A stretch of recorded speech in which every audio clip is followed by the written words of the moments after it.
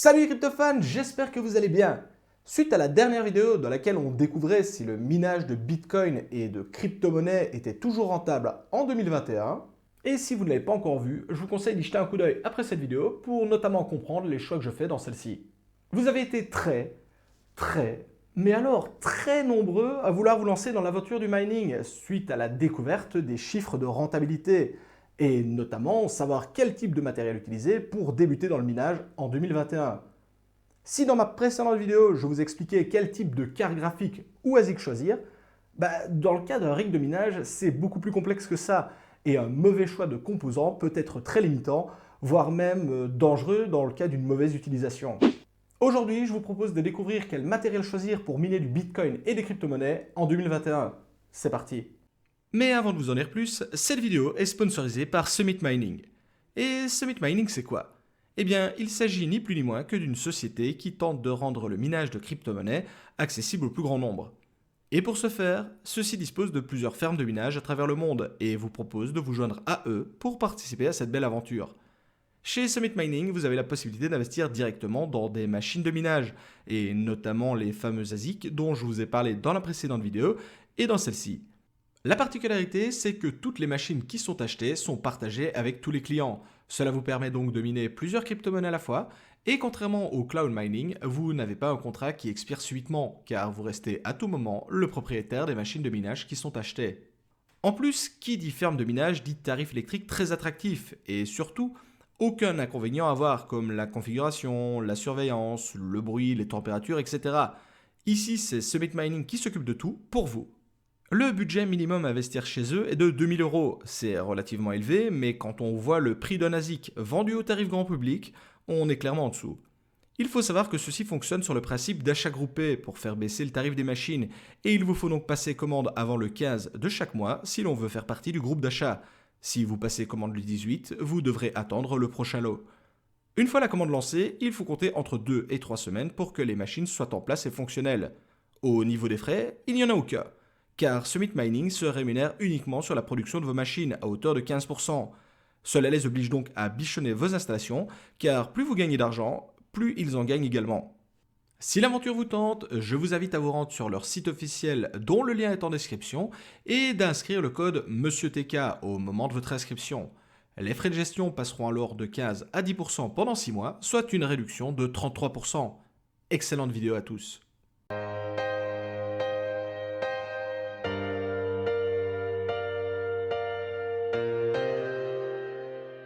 Vous l'aurez compris, on ne mine pas du Bitcoin comme on mine d'autres crypto-monnaies comme l'Ether par exemple. Une fois encore, cette vidéo va donc être décomposée en deux grandes parties, avec d'un côté le minage Bitcoin à l'aide d'ASIC et de l'autre côté le minage des crypto-monnaies à l'aide des cartes graphiques ou GPU. On attaque donc la première partie avec le minage de Bitcoin et je vous l'annonce tout de suite, ça va être plutôt rapide. Bah oui, parce que depuis que les ASIC sont sur le marché, il y a plus de 36 façons de miner du Bitcoin. Vous allez donc devoir dans un premier temps acheter un ASIC capable de miner l'algorithme SHA-256 qui est l'algorithme de minage du Bitcoin, mais également d'autres coins comme Bitcoin Cash par exemple. Dans la précédente vidéo, je vous ai parlé des Antminers de chez Bitmain, avec notamment le T19, S19 et S19 Pro, qui offrent actuellement ce qui se fait de mieux pour miner du Bitcoin. Mais suite à cela, vous avez été très nombreux à me demander s'il n'était pas plus intéressant de prendre un ou plusieurs modèles d'ancienne génération, car ceux-ci sont moins chers et offrent quand même de bonnes performances.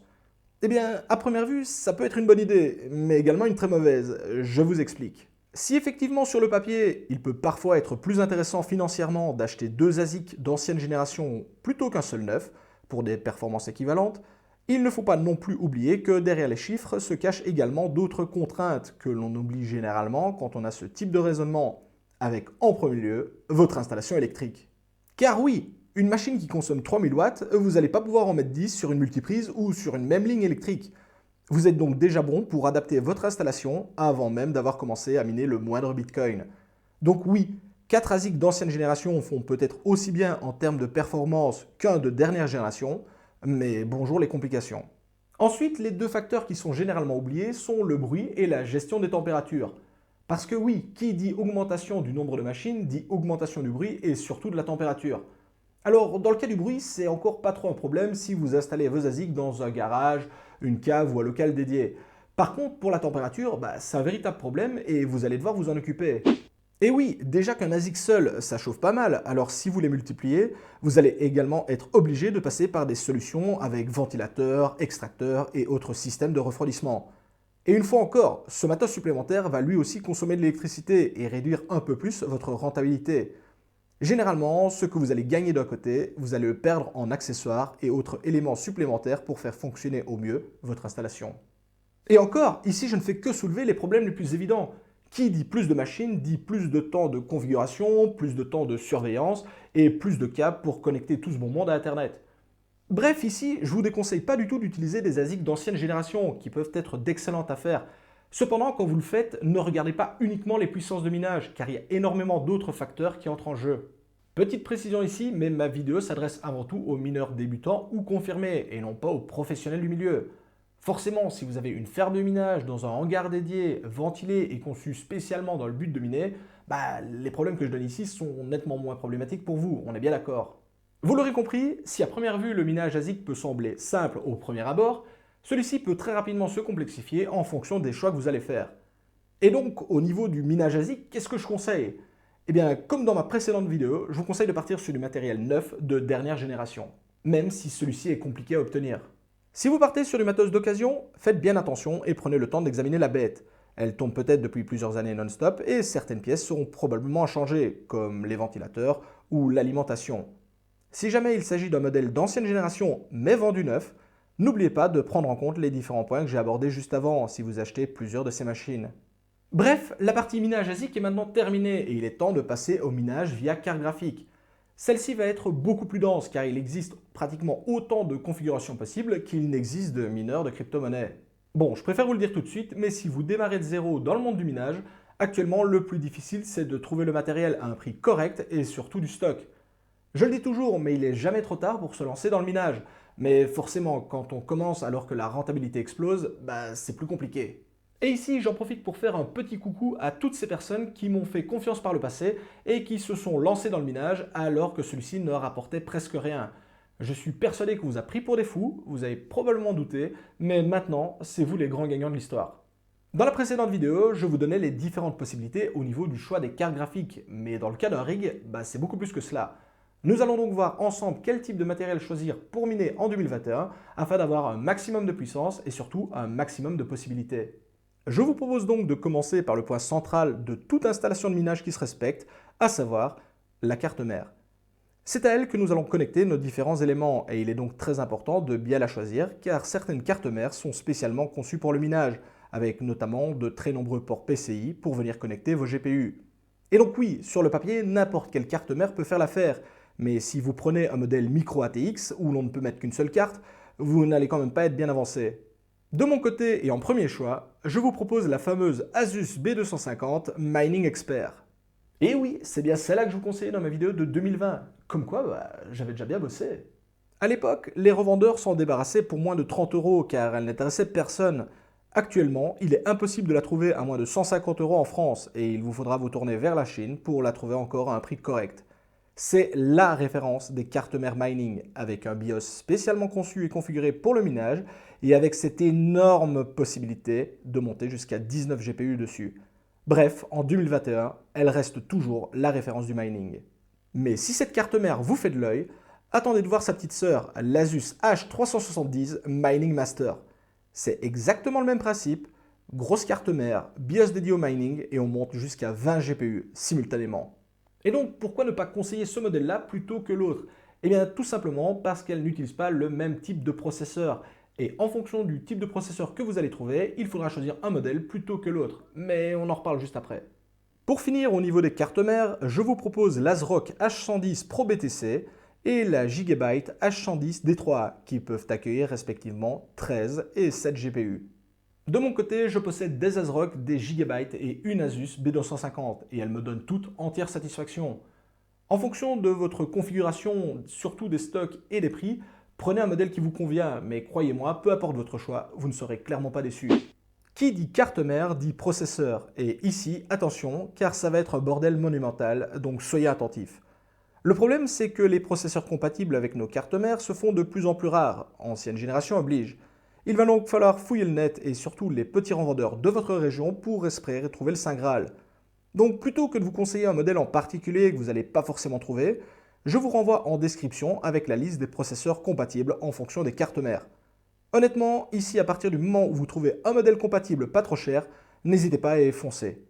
Petite précision ici, mais ne vous référez pas uniquement au choix du socket de processeur pour voir si ceux-ci sont compatibles. Alors oui, ok, le processeur est peut-être physiquement compatible avec la carte mère car il possède le même socket, cependant si celui-ci n'est pas pris en charge par la carte mère, ça vous fera une belle jambe. Donc avant de choisir un processeur, vérifiez bien que celui-ci est dans les listes que je vous mets dans la description. Logiquement, avec ce type de processeur, le ventilateur CPU ou Ventirad est inclus et vous dispense donc d'en acheter un. Attention que s'il est vendu seul, il vous faudra obligatoirement un ventilateur sous peine de brûler votre processeur. Pour la RAM par contre, c'est beaucoup plus simple. Il vous faut de la DDR4 et normalement 4 Go sont largement suffisants. Mais vu la faible différence de prix entre une barrette de 4 ou de 8 Go, je vous invite à en prendre 8. Par contre, la RAM n'a pas d'impact directement sur le ménage, donc ça sert à rien d'en prendre plus. Arrive enfin le second choix le plus important après le choix des cartes graphiques. Je veux bien entendu parler de l'alimentation. Ici, deux grandes écoles. D'un côté, les mineurs qui privilégient une seule grosse alimentation, de l'autre, ceux qui préfèrent plusieurs de plus faible capacité. Et ici, honnêtement, c'est à vous de voir. Perso, je suis team multi-alimentation pour tout un tas de bonnes raisons. Mais si vous posez la question à ceux qui n'utilisent qu'une alimentation, ils vous diront que c'est leur façon de faire qui est la meilleure. Bref, ici, peu importe le choix que vous allez faire, vous aurez des avantages et des inconvénients en fonction de la méthode choisie.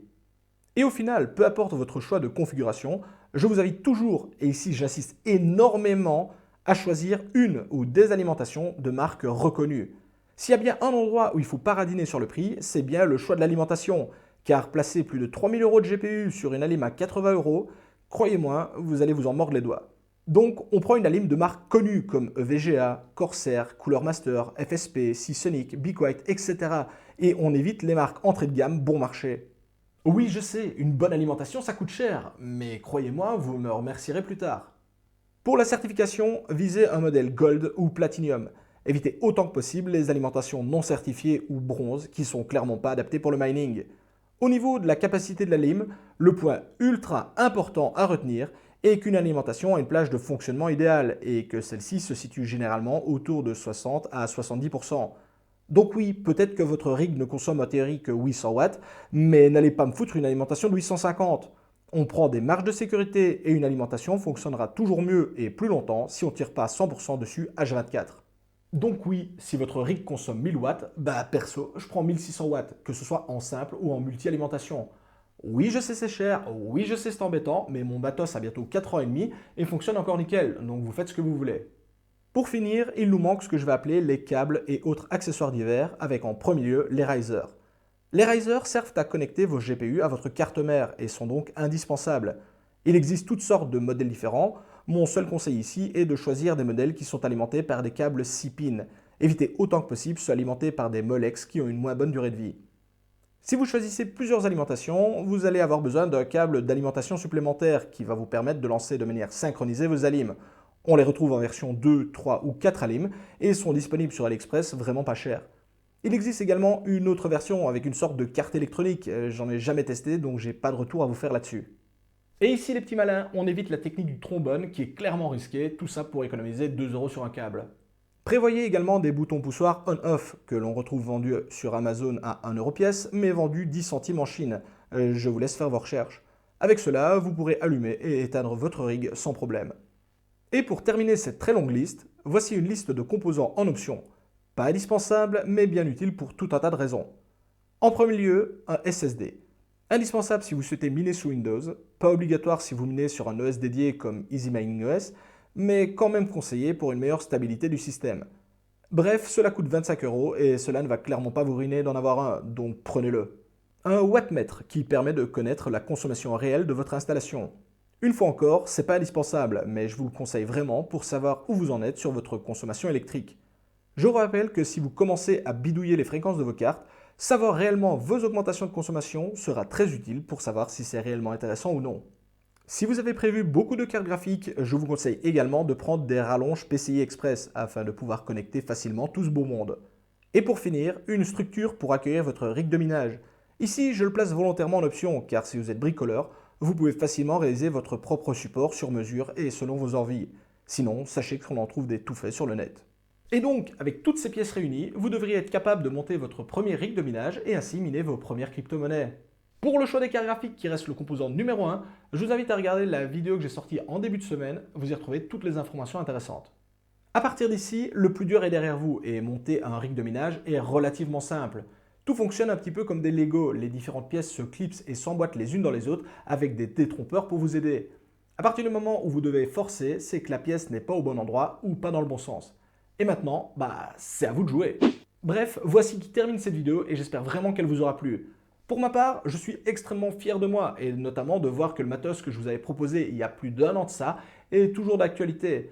Preuve que déjà à l'époque, j'avais déjà bien bossé. Je compte donc sur vous pour liker et partager un maximum cette vidéo. Si vous n'êtes pas encore abonné, n'hésitez pas à le faire, c'est la plus belle façon de récompenser mon travail. Si vous avez des questions, l'espace commentaire est fait pour ça, donc n'hésitez pas. Je vous souhaite à tous un excellent minage. C'était Monsieur TK. Ciao les cryptofans.